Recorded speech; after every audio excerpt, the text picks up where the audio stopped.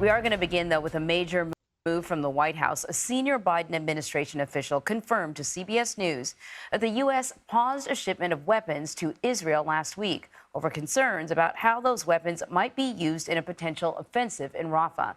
And this comes as the White House is expected to issue a major decision this week about whether or not Israel's airstrikes over Gaza and restrictions of aid delivery violate international and U.S. humanitarian law. Wow. Now they want to talk about how the Israeli government may be violating and is violating national law when for like the past 8 months they've been doing nothing but defending the Israeli government no matter what.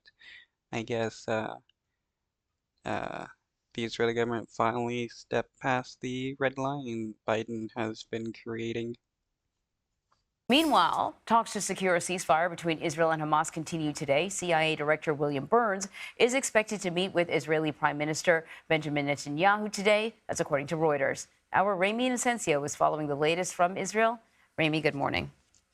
Good morning, Anne-Marie. We are at the port of Ashdod on Israel's coast, and the Pentagon says construction of that floating pier here by the U.S. military to boost aid deliveries to Gaza is now complete. It's right behind these large buildings here, but the forecast of high winds and high seas are delaying its move to Gaza, where it'll eventually be installed. Also hugely important this morning, CBS News can confirm the White House is in fact pressuring Israel to not launch a major military invasion of Rafah. A senior administration official confirms that one shipment of weapons was paused last week. That contains 1,800 one-ton bombs and 1,700 500-pound bombs. The U.S. is especially...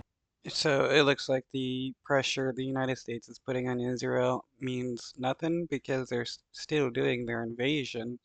So maybe should get a bit harder on Bibi, maybe put sanctions on him, make it so where he can't get U.S. funds or weapons at all.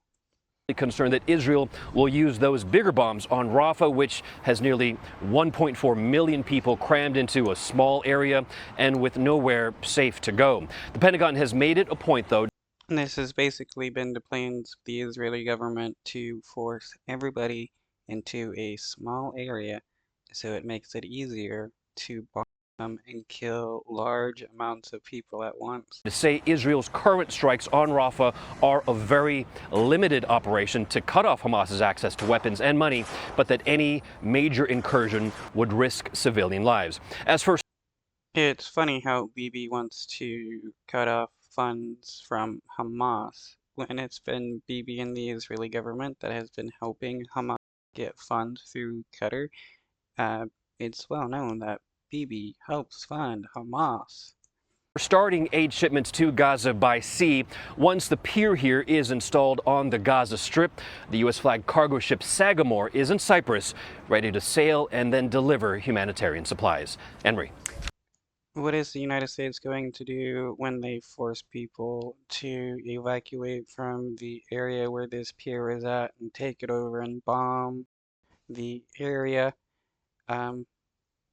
Or is the United States going to say something? Is the United States going to stop Israel from doing that? Because probably not. All right, Ramy, thank you.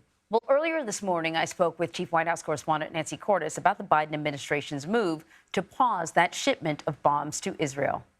This is so fascinating, Anne-Marie. The backstory is that a few days ago, there was a report out of Israel that the White House or the Biden government administration more broadly had paused a shipment of weapons. But when we asked about it here at the White House, when our colleagues asked about it at the State Department, at the Pentagon, we were all sort of waved off of it.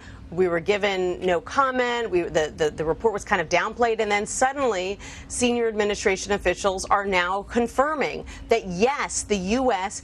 did pause this shipment of 1,800 2,000-pound bombs and 1,700 500-pound bombs. And the reason that they did that, they say, is out of concern about this imminent ground invasion